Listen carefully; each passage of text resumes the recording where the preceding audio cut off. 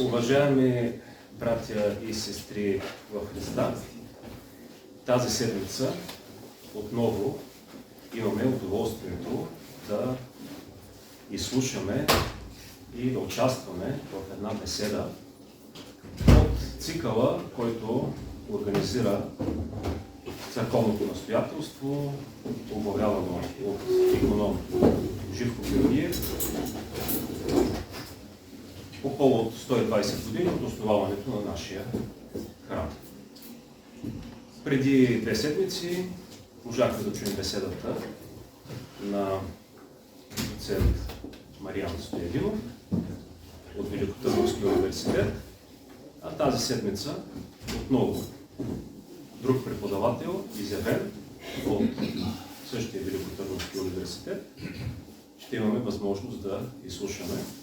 Това е колегата богослов, доктор Смилен Марков, главен асистент, преподавател в университета по основно 2 дисциплини – християнска философия и византийско богословие. Тази инициатива е част от цял цикъл, който настоятелството организира и, разбира се, осъществява с благословението на Негово високо преосвещенство, митрополит Йоан. Така че давам думата на колегата. Благодаря. Честит празник. Благодаря на благоговейния отец Живко, на Деница и на доцент Шибомиров за това представяне, за поканата. Както и в проповедта чухме, в края сме на Великия пост. И може би е време и за равносметки. Докъде сме стигнали? Дали сме осъществили покаяние и дали сме се подготвили за радостта? Защото Великия пост е време точно на това, на покаяние и на подготовка за радостта, т.е. време на радост и на покаяние. Радост от какво? Разбира се, от преобразяването на човешкия живот, което става възможно, което настъпва с Възкресението. А покаяние заради надеждата, че това преобразяване е достъпно за всеки го. Всъщност, покаянието започва с прошката. И така започва Великия пост с взаимно опрощение. Взаимно опрощение, сякаш опрощението е начало на възстановяването на изгубената хармония. Съответно, радостта, за която се готвим, ние предвкусваме и има една служба Акатист, всеки петъчен ден през поста, която е изключително радостна. Ние там призоваваме Богородица, радвай се, но и ние се изпълваме с тази радост. Защо? Защото Светата Богородица е първата участница в това отелесяването на Господа и плода на Възкресение, който то носи. Радостта и покаянието се събират в кръста. Кръста, който ние почитаме в центъра, в средата на Великия пост. И със сигурност към кръста можем да погледнем по много начини и можем да се отъждествим с него по различни начини, в различни аспекти. Но трябва да се съгласим, че няма как да мислим кръста извън телесния аспект на нашето битие. Защото ако кръстът би бил само една алегория, един символ, или просто метафора за нещо, което ние преживяваме, то ние бихме до голяма степен намалили, бихме облегчили потреса, бихме унищожили парадокса на кръста. Бихме се спестили този ужас на кръста. Но с това бихме се спестили и прославата, с която Христос, бидейки разгнат, бива увенчаван. Няма как да тълкуваме кръста по друг начин, освен буквално. И знаем, има различни методи, различни подходи за тълкуване на Свещеното Писание, но има моменти, има особено в разказа за смъртта, страданието и възкресението на Господа, които няма как да тълкуваме освен буквално. По този повод един византийски богослов Свети Фотий казва: в много случаи най-правилният метод за тълкуване на Свещеното Писание е речникът. Речникът, просто отваряме, виждаме какво означават думите и така тълкуваме, без да търсим някакъв подтекст, надтекст, който много често може да бъде и претекст. Когато предсказва и тълкува своята смърт, Господ Исус Христос казва: и когато аз бъда издигнат от земята, всички ще привлека към себе си. Тук отново очевидно се има предвид телесния аспект на разпятието. И след два стиха по-нататък продължава: още малко време светлината е с вас. Ходете докле имате светлината, за да ви не огъне мрак. Докле имате светлината, вярвайте в светлината, за да бъдете синове на светлината. Той го казва в контекста на предстоящото свое страдание, на своята смърт и своето възкресение. Тоест, кръста в този буквален, телесен смисъл на пределно страдание е и източник на онова, което е основата на нашето битие. Светлината, буквален и в преносен смисъл. Кръста влиза в най-дълбоките основи, в подмолите на човешкото битие. И той сякаш гарантира това, че нашето съществуване има реален смисъл, че то не е някаква илюзия, сън или нещо временно, което ще отмине и ще се озовем някъде другаде, някаква друга форма на съществуване. Че той има реален, че той е реално неотменно, че трябва да го вземем и да гледаме на него пределно, сериозно. Не така, това е светлината. Светлината е това, което прави света реален, видим и което ни свързва с него. И, впрочем,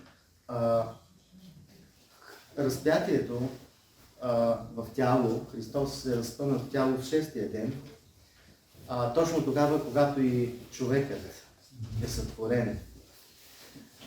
И когато той издъхва, произнася думите "свърши се".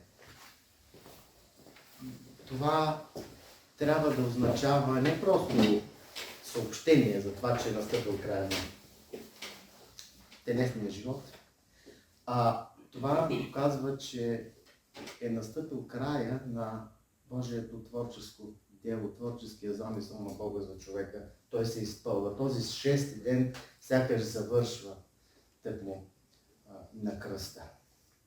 И цялата тази връзка, този смисъл може да се е реален, само ако мислим кръста в буквален, реален, телесен смисъл, не просто като алегория. Кръстната смърт, която ние честваме и празнуваме, обаче не е обърната само към миналото. Тя не е еднократно събитие. Тя не е нещо, което ние припомняме, защото ако беше така, ние нямаше да празнуваме, няма какво да празнуваме. Това е пределното човешко обругание, унижение.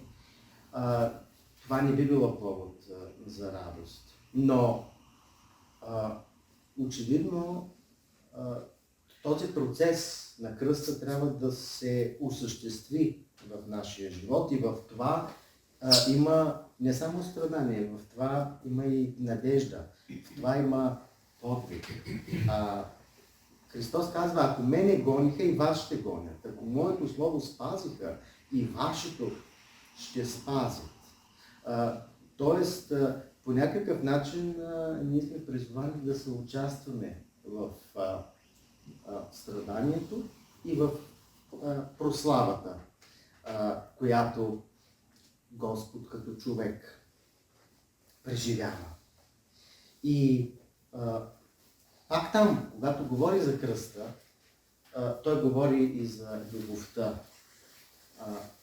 Любовта, която ние трябва да имаме един към друг, не просто защото сме си симпатични един на друг или споделяме някакви общи възли и общи идеи за живота, а защото с тази любов ние сме буквално заразени. Трябва да бъдем заразени. Трябва да... Ние тъкмо чрез нея, чрез Христовата любов, можем да се участваме в кръстната жертва и в възкресението. Никой няма любов по-голяма от тази да положи душата си за своите приятели. Ама кой е този, който полага душата за своите приятели? Това е самия Христос. Тоест, чрез кръста Христос се изобразява в нас с любовта си, с това, което има и с онази слава, която само Той може да придаде на човек. И това изобразяване на Христос в нас чрез кръста и от гледна точка на кръста е и основата на онова, което ние наричаме църква. Може би най-прочутия образ на църквата, който пак самия Христос очертава, е като лоза, с която прорастват пръчки. Аз съм лозата, вие пръчките. Пръчките черпят всичко, жизнените сокове, жизнени сили от лозата. Те без нея са мъртви. Но пръчките съществуват, живеят, биват оставени да се развиват, доколкото са плодоносещи. Този, който пребъдва в лозата, принася много плод, казва той, и продължава, защото без мене не можете да вършите нищо. Става дума за нов начин на съществуване, който е плодоносен и плодоносещ. Но силата на плодоносене на пръчките идва пак от лозата, нали така? Тя не е нещо, което пръчката сама по себе си самоцелно, самодостатъчно проявява. Напротив, тя е плодоносеща само доколкото е здраво свързана с пръчката. Така че плода на покаянието и смисъла и пълнотата на радостта, за която се подготвяме, е свързана все пак с даването на плод, който може да бъде вкусен и може да ползва някого. В какво се изразява този плод? На първо място в изпълнение на словата на Бога. Но забележете, когато говори за изпълнение на Божието Слово, Христос няма предвид просто това ние да следваме така някакво предписание, някакъв кодекс на честта, някакви морални правила и да ги прилагаме и разбира се да се така оценяваме по това, кой в каква степен е изпълнил, кой по-напред е отишъл в този морален кодекс. Той няма предвид точно това. Той казва, каквото и да пожелаете, искайте и ще ви бъде. Защото в вас е Словото на Бога. Тоест, дара, за който той говори, е това ние да се изпълним със Словото на Бога и всъщност това, което Христос извършва, идейки Бог Слово, да се извърши в нас. Т.е. тук става дума за това Словото Божие буквално да се въплати в нас, а не просто и само да изпълняваме едно или друго правило. Второ, ще се прославим, както Отец се прославя в Христос. И тук е, може би, най-големият парадокс на тази въплатена икона на Христос, която ние трябва да изобразяваме. Защото кръста, ако го мислим реално, телесно, а не само така може да го мислим сериозно, е пределното поругаване на човека. Мисля, че миналата или по-миналата седмица доцент Стоядинов говореше, тук поне видях в интернет, за това какво представлява кръстната смърт и защо тя е не просто ужасно мъчителна, но ужасно срамна за човека. Тя разкрива пределната немощ, пределната уязвимост, голотата на човека. И като пълен антипод на това е тази прослава на кръста.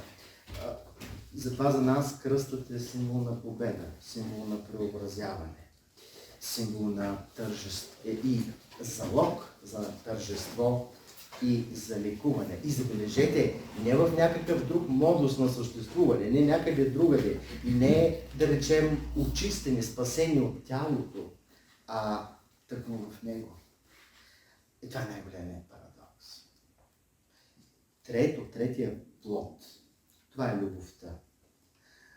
Но не просто любовта, с която ние сме си симпатични един на други му, или пък любовта, с която ние се стремим, която ни води, която ни свързва с това, което ценим, с по-доброто, с по-красивото. Нали така, всеки иска да поддържава на по-силния, на по-добрия. Това е нормално. Никое дете, което тръгва да тренира някакъв спорт, не иска да бъде като другото дете, което и то като него не може да не знае коя е лява ръка, коя е дясна, не може да го учи краката. Не, всеки иска да бъде като най-добрия в съответния спорт, в съответната професия, в съответното начинание. Това е нормално. Но тази любов, за която Христос говори, е по-различна. Това е, той казва, любовта, с която Отец е възлюбил Сина. И това е истински безусловната любов. Това е любовта заради това, което ти си, а не любовта, за да станеш някакъв, какъвто аз искам или какъвто би трябвало да станеш. Това е любов, която не контролира битието на другия, а която ликува от това, че другия е. И тази връзка е нещо много важно, когато говорим за надеждата, нашата християнска надежда. Още в ранните векове, когато християнството спира да бъде преследвано, това е 4 век. През 4 век то от една преследвана общност се превръща в една спокойно съществуваща, призната, легитимна религиозна група. И даже много бързо след това става официална религия в най-голямата, най-силната държава, Римската империя. Още тогава възниква едно изкушение, бих казал, пред християнската съвест. И това е да поставим все пак разграничение между онова, на което християните се надяват, и онова, на което се надява светът. Тоест, светът живее така, както знае, както може, и с целите, и с копнежите, които той има. А ние живеем с оглед на, или църквата живее с оглед на небесното царство. И се чертае една демаркационна, една разделителна линия между света и църквата. Между живота на света и живота на църквата, при което тази демаркационна линия в новото време ще стигне почти до вратата на храма. Ето ние тук сме в един минорийски център, който е извън храма, но аз помня времето, когато тази сграда пустееше. Тя беше отнета от църквата. И това не е случайно. Тази демаркационна линия в България е 1945 година поставена от Георги Димитров. Съвсем така пряко казано е: църквата в храма. Нищо извън храма. Някой ще каже: слава Богу, че днес не е така. Дано да не е така, дано присъствието на църквата извън храма да не е просто като ритуално присъствие или само така за цвят. Но като цяло идеята, че света се занимава със своите неща, пък църквата се занимава с това как хората да отидат на небето, е напълно погрешна. Всъщност, ние не се занимаваме с някаква реалност, която е някъде другаде. Напротив, ние се молим, и така ни е научил Господ, да дойде Твоето царство, да бъде Твоята воля, както на небето, така и на земята. Славата, изобщо плодовете на Възкресението, за които ние се подготвяме, са плодове, които се явяват в света. Те не са от света, разбира се. Те не са от света. Но те трябва да бъдат проявени в света. Ако там не бъдат проявени, значи никъде не могат да бъдат проявени. Те остават нещо имагинерно, илюзорно, или те в някакъв смисъл са израз, стават израз на нашата слабост, нашата самовлюбеност. Това, че ние искаме да се спасим, от света, но да оставим света да погине. Всъщност не. Господ дойде в света, за да спаси света. Не защото имаше нужда от това, а от любов. И разбира се, тази любов е жертвена, защото друг начин няма. Няма как такава любов да не претърпи крушение. И ние сме призовани към това. Ние сме призовани към това, е нашия плод, това е нашето служение, това е нашата слава. Второ, когато ние призоваваме хората в църквата, ние трябва да го правим по всякакъв начин. Трябва да се дадем сметка към какво ги призоваваме и кого точно призоваваме. Разбира се, нормално е да искаш да споделиш съкровения опит на вярата с всеки го. Да кажеш на някого: ела и виж, имаме нещо, споделяме нещо, което е ценно, което е радостно, което преобразява живота. Но трябва да имаме предвид, че Христовата жертва тя засяга всички. Тоест, Христос освобождава всички хора от робството на смъртността и греха. Да, не всички го осъзнават, не всички участват в това. И нашата задача е да накараме хората да го осъзнаят, но трябва да имаме предвид, че ние трябва да се обръщаме към тях като към освободени, като към такива, които са призовани в радостта на Бога. И ние знаем на колко места, колко много поводи в Новия Завет се говори за това, че юдеите и езичниците в църквата са равнопоставени. Те споделят един и същия дар. Ние така трябва да се отнасяме към всички хора, към такива, които са удостоени с дара.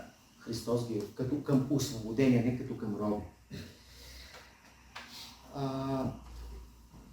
И тъй в първата неделя на Великия пост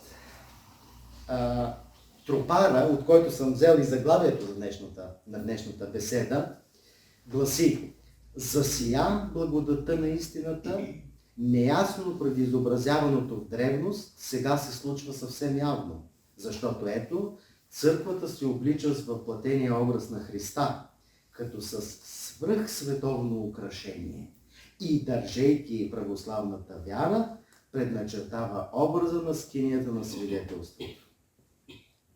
Да не се заблуждаваме, когато държим и иконата на този, когото почитаме. Да, ние сме призвани да държим иконата на Христос и не просто да я държим или да й се покланяме външно, да станем икона на тази икона. Кръстната смърт и кръстната победа на Христос ни дават тази възможност. Те прославят нашето човешко естество и тази прослава, този начин на съществуване е достъпен, възможен в рамките на църквата. В тази връзка е добре да си кажем и това. Вкусването на този дар, участието, нашето участие в църквата не е възможно по никакъв друг начин, освен в нашата цялост, в нашето телесно, душевно единство. Има християнски богослови, които са разсъждавали по друг начин. Те са казвали, че нашия сегашен телесен облик е резултат от грехопадението. Поради това, истината за нашето съществуване е в някакъв друг модус, който е лишен от слабостите, ограниченията на телесното ни битие. Един от тях е Ориген, например. Той казва: ето вижте, след грехопадението човек е толкова уязвим, той е гол. Да си спомним кръста. Има нещо общо между голотата, унижението на тялото на кръста и това първо унижение след грехопадението. Толкова е зле човека, неугледен, че Бог му съшива дрехи от кожа. Това е нашата телесна обвивка. И нашата задача е като пиленце да се излюпим от нея, да я премахнем, за да се върнем отново към замисъла за човека. Тази идея, между другото, е изключително популярна сред така наречените иконоборци, сред тези, които отричат светите икони. Защото те казват: какво почитате вие на иконите? Вие почитате образ, телесен образ на нещо телесно. Да, обаче истината на нашата вяра не е телесна. И тук иконопочитателите, православните учители започват да виждат, да търсят причината, защо тези хора по подобен начин отричат образността. И стигат до извода, че това е именно заради подобен тип тълкуване на човешкото сътворение, на Божия замисъл за човека. Такъв ли е? Това ли е истината за човека? Тоест, човекът е едно душевно, интелектуално същество, което след грехопадението бива облечено в тяло, в плът и заради което бива построен един материален свят, за да не може то съвсем така да пропадне в злото. И общо взето човека така като душите, като стафиди в една торта се спират в този материален свят, за да не се унищожат напълно. И за целта на Бог е в крайна сметка на Бога е да върне душите при себе си. Ако е така, казват те, то тогава целият този разказ за това как Бог сътворява света от нищо, как този свят е твърде добър, разказа за рая, се превръща в една красива приказка. И нещо повече, самия ни живот се превръща в една илюзия, в една неистинна реалност. Тоест, истината за нашия живот е някъде другаде. Истината за нас не е тук и не може да я намерим тук. Което противоречи както на старозаветното откровение, за това, че този свят е сътворен от Бога и той е замислен от Бога. Да, греха заради човека е повредил връзката между човека и света и е направил света болезнен за човека, обнетяващ за човека. Но в крайна сметка Божият замисъл е бил човека да пребивава в този свят като разпоредник, като цар на творението. Нещо повече. Този свят, както ни се описва в книга Битие, е не просто, той не е просто, това не е просто учебник по космофизика или астрофизика. Това, което ни е разказано там, църквата тълкува като всъщност устройство на един храм. Това е един храм. Бог построява един храм и човекът е най-важният, най-точният, най-съвършеният образ на Бога. Разбира се, човекът трябва да почита Бога, защото храмът се прави, за да се почита Бога, а не да се почита някой вместо Бога. Но това разбиране за храма всъщност кореспондира много пряко с Христовата смърт и Христовата жертва и Христовото възкресение. Не случайно той казва: разрушете този храм и в 3 дни ще го въздигна. Така че ние трябва да приемем гледната точка на православното богословие и ние сме призовани в това, в неделята на православието. А то е, че тези дрехи, за които се говори в книга Битие от кожа, те не са тялото на човека. Човекът е създаден като телесен и душевен. Тези дрехи са онова, което първо напомня на човека за това, че той е скъсан с Бога, че отношенията са счупени и именно това води до срама, до чувството за уязвимост и несъвършенство. В същото време обаче тези дрехи са израз на Божията бащинска и майчинска грижа за това да не допусне образа Божий да бъде до там унизен, да бъде напълно поруган и презрян. Знаем, че ние носим дрехи не просто да се топлим, макар че и това е нужно. Ние без дрехи не можем да оцелеем. Ние до там сме кондиционирани. Но ние носим и дрехи, за да придадем благообразност. И не просто сякаш външно, а да изявим благообразността, която ние сякаш знаем, че носи.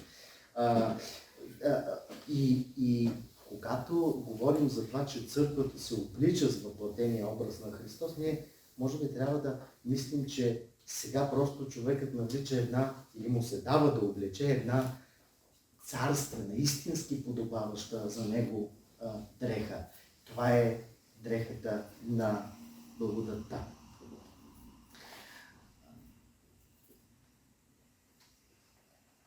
Как ние сме въплатен образ на Христа?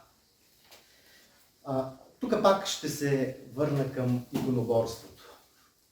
Когато отричат образите, отричат всички тези изображения, които са около нас, иконоборците казват: всъщност има един образ, истински, който ние трябва да почитаме, единственият истински образ, и това е тялото и кръв. Това е хляба и виното, преди те да станат тяло и кръв на Бога. Хляба и виното, предложени в Евхаристията, преди те да станат тяло и кръв. Значи, хляба и виното са образи на тялото и кръвта, и те са истински, автентични образи на тялото и кръвта, и в крайна сметка ние ги вкусваме като тяло и кръв. На пръв поглед това звучи изключително логично, защото, какво друго да са хляба и виното преди да ги вкусим като тяло и кръв, освен образи. И как става тази промяна на тялото и кръвта, на хляба и виното в тяло и кръв? Промяната става, когато ние си припомняме страданията на Христа и знаем също така, че пък Христос като Бог предвижда, знае какво ще стане след кръста и знае и за второто пришествие. Отец знае, но той чрез Отца също има това предзнание, което обаче не ни е съобщено, ние нямаме достъп до него. Но така или иначе казвате, в тази промяна ние ставаме агенти, тъй да се каже, на изпълнението на Божия замисъл. Всичко много добре, много логично, много дори да кажем научно убедително, обаче отново има един проблем. А проблема е, който православните автори, иконопочитателите в тази дълга полемика, който те забелязват. Добре, ако само това се случва на Евхаристията, едно припомнене и чрез това припомнене, така да се каже, задействане на това вечно знание на Бога за края, какво точно това нас ни ползва? Ние как участваме в това? Мисля ли ние просто един външни такива служители, присъстващи около това таинство, но в крайна сметка чужди на това таинство, на това събитие. Не, казвате, не става дума за това. Не става дума просто за припомняне, просто за призоваване на нещо в миналото. Става дума за друго. Става дума за нашето единение. И ако тялото, ако хляба и виното са образи, а те са точно така наречени образи, дори в литургията на Свети Василий Велики, която сега през поста се отслужва, те са образи не просто на онова, в което ще се превърнат чрез нас, като някакви разпоредители, като някакви едва ли не ритуалчици, които стоим там и нещо предизвикваме, а те са образи на нашето единство. А нашето единство, и това единство в църквата, всъщност пък ни прави живи икони на Христос. Тоест, ние участваме в Христос не индивидуално, така самочинно и изолирано от другия. Значи има едно таинство и аз отивам и участвам в него и вземам си благодат, вземам си обнова и си я занасям вкъщи за себе си. Не. Ние участваме в това таинство само доколкото сме едно. Затова и се молим на Духа. Се молим на Отец да изпрати Духа върху нас и върху тези предложени дарове. И така, ние ставайки едно, вече ги вкусваме като тяло и кръв. Съвсем реално. Съвсем реално. Тук няма никакви... И ние като православни държим на това, че съвсем реално ние се причисляваме с тялото и кръвта на Господа. Ето, така ние ставаме въплатена икона на Христос. Разбира се, ние сме Божий образ по... Така, това е неизтребаемо. Така сме сътворени, като по природа. Ние, разбира се, трябва действено да осъществяваме този образ. Тоест, в нас трябва да действа Божията благодат и да принася плодове. И в същото време, ние трябва един към други го да се отнасяме, като към носителя на този образ. Всичко това са аспектите на въплатената икона на Христос. Но защо казваме въплатена? Не можем да кажем просто икона на Христос. Защо трябва да е въплатена икона?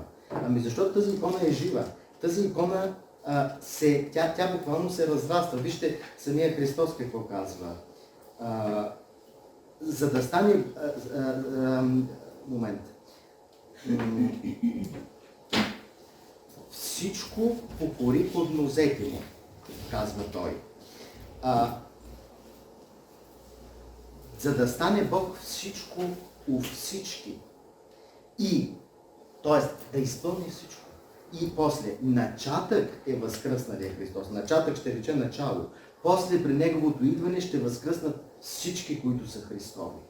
А след това ще бъде краят, когато Той предаде царството Богу и Отцу.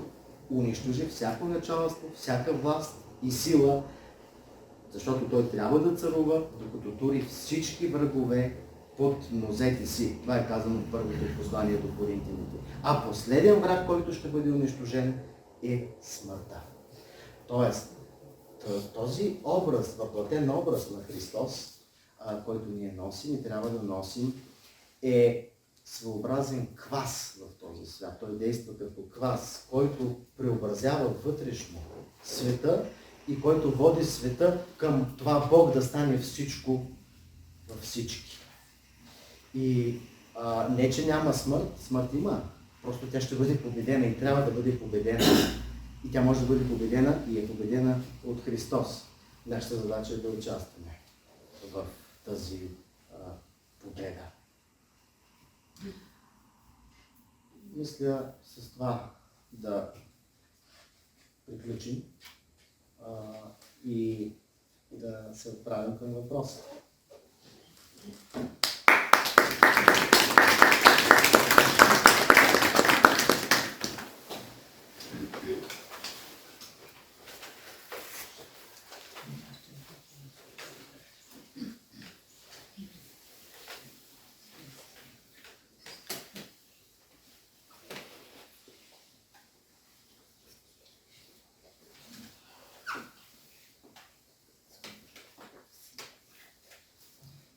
Какво значи, че ние вече сме освободени?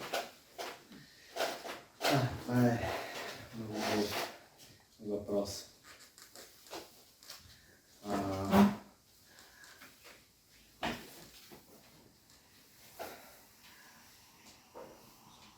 От какво сме освободени, трябва да се попитаме.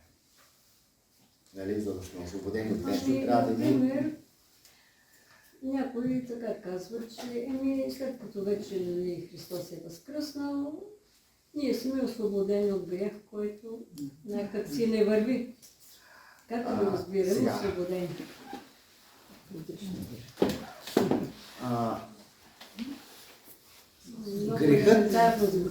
Грехът е нещо, което ние извършваме лично.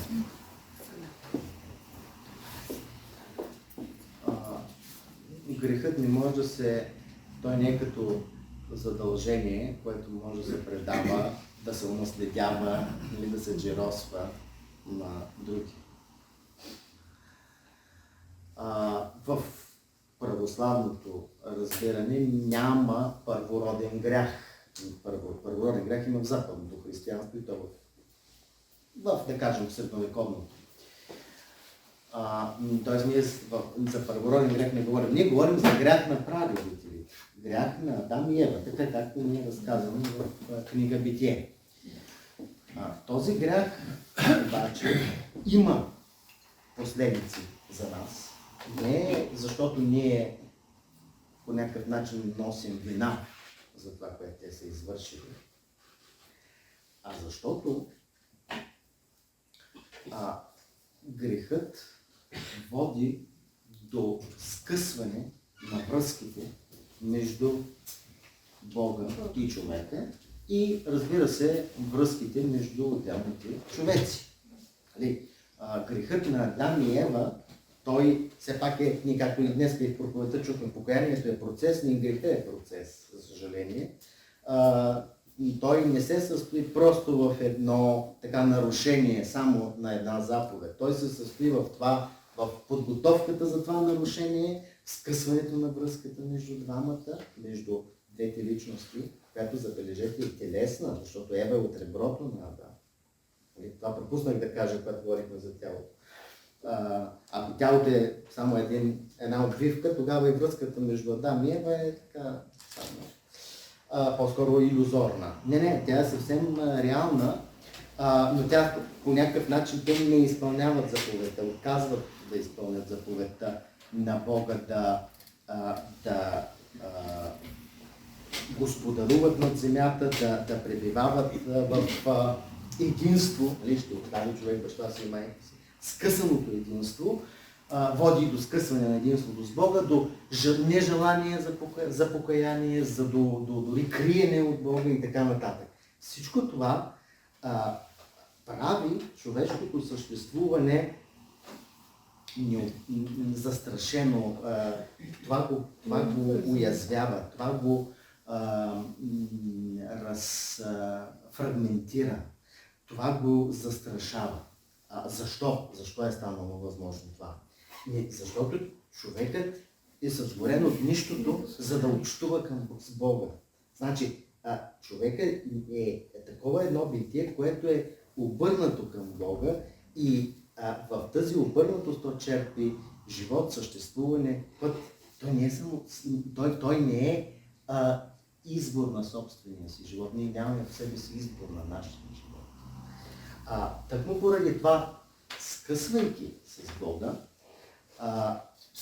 и наследявайки тази разделеност, тази невъзможност за непосредствено общуване с Бога, ние сме в положение да се сблъскваме със собствената си нищета, със собствената си нищост.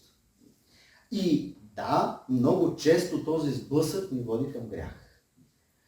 Просто ни предразполага към грях. Ама той века си е наш, не че някакъв чуж грях ни е наследяван. Ето тъкмо от и всъщност смъртта, за която ние говорим, е това скъсване пределно на човека с Бога. Защото Бог е източник на нашия живот. И когато ние скъсаме с източника на нашия живот, ние ставаме и ние всъщност въплъщаваме какво? Въплъщаваме мъртвостта. Ние започваме да я въплъщаваме. Умирането, което ни сполита, е само един израз на тази мъртвост. И даже можем да кажем, че в него има също и мило, защото той е край на тази мъртвост. Ако нямаше това умиране, тая мъртвост би се разпространила като някакъв монстър, като някакво чудовище. Впрочем, поради това и така надеждите за земно безсмъртие са не просто илюзорни, те са плашещи. Направо, защото значи да увековечим смъртта. Още повече. Мъртвостта, не смъртта, мъртвостта. Ето Христос от това ни освобождава. Христос ни освобождава от това. И Той ни е освободил. И т.е. всички са освободени от това. И разбира се, ние сме призовани да участваме, да живеем като освободени. Това не може да стане на сила. И Той не го прави. И Той не ни насилва да живеем като освободени. Но ние можем да живеем като освободени. Това значи, че ние нямаме оправдание. Ние нямаме оправдание. След Христос човека няма оправдание. Но този живот като освободени, той как да стане? Как му може да стане? Той може да стане тъкмо от тази въплатена икона на Христос. Той може да стане по църковен начин. Няма друг. Той няма да стане, ако аз просто искам да се свържа с Бога. И ето днес честваната преподобна Мария Египетска. Забележете нейния път какъв е. Тя се сблъсква с собствената си мъртвост и греховност, когато я спира Божията сила да влезе в храма. На другия ден обаче тя влиза. Тя влиза и участва в църковните тайни, в тайната на църква. Тя става част от църквата. След това, вкусила тази надежда, тя започва своя път към покаяние, който трае 47 години. И не случайно тя е гола, но това не е повод за срам, тъй като тя не вижда други хора. Тя в някакъв смисъл се сблъсква собствената си голота, да. И в крайна сметка завършва като победителка. Искам да кажа, че ние нямаме път извън църковното единство. И освобождението ще го вкусим там, в църковното единство. Вече в личния си подвиг всеки трябва да го удовлетвори, да го въплати, да го осмисли. В никакъв случай това не е лесно, но е много важно да знаем каква е, така да се каже, целта и кое е източник на нашето покаяние. Защото източник на покаянието е надеждата. Ние ако нямаме надежда, какво покаяние? Ще им за какво да имаме покаяние? Да станем какво? Да се очистим? Да, за съжаление, днес, а и не само днес, много често, когато се говори за духовност, се има предвид точно това. Да се причистим, да се очистим, да се освободим, да се облегчим, така да се каже, да се и в крайна сметка да достигнем до някакво лично съвършенство, в което даже Бог се превръща в своеобразно средство. Бог е средство, за да постигнем ние собственото си съвършенство. Не. Бог не е средство. Не. Бог е този, който ние обичаме. Той е възлюбен. Ние заради него, целта. не заради нашето си съвършенство. Нашето съвършенство е следствие от любовта към Бога. Не обратно. Не обратно. И много често не можем да чуем от млади хора, примерно, аз не искам да бъда в църквата, защото искам да ръбувам на правила, на норми, които някой да ми налага. Ами всъщност Бог не ни налага тия правила и норми. То ние сме такива, които налагаме на другите правила и норми на сила. Не, Бог всъщност ни освобождава от това, което ни угнетява. От това ни освобождава. От, както се казва, от болките на смъртта. И така. Но това освобождение, разбира се, е чрез кръста. Чрез кръста Христос влиза в ада и ние просто трябва да го последваме. Така че това освобождение е в любовта, в кръстната любов, в саможертвата. Не знам дали... Да, благодаря ви. Значи стигаме до извода, че любовта е над всичко. Любовта е... Вижте сега, тя любовта е над всичко. Любовта... Какво обаче означава това? Че любовта е над всичко. Ние много често обичаме, за да... Когато имаме нужда от някого. Например, обичаме, за да станем, за да придобием нещо, което нямаме, или обичаме, защото споделяме някакъв общ интерес. Тези форми на любов са, да, нормални, достойни, но те все още няма да ни спасят. Тази любов, за която Христос е, защото е любов, е отнесеност в крайна сметка към целия свят, но ние трябва да започнем от най-близките и от най-близкото, защото тя любовта не е само към човека, не тя е към света и към животни, към растения. Но заради това, че са, а не заради това, че могат да ни послужат за нещо. Значи, любовта може да определим като съвършена отнесеност към Божието творение. И тази съвършена отнесеност няма как да не мине през саможертвата, просто защото Бог идва в този свят, не защото Бог има нужда от този свят, а защото Той обича този свят заради това, което светът е, защото светът е замислен от Него. Това е така високото изискване за любовта. Защото иначе, ако кажем така любов, нали, това малко звучи като клише и да, нали, всичко така, какво беше, любовта е навсякъде, да, всичко е любов, така е, но това има много сериозни, дълбоки последствия за нас. И то не са само в неделя на църква, нали? Те са и последствия в нашата работа, в това как организираме живота си, бизнеса си, домакинството си, семейството си.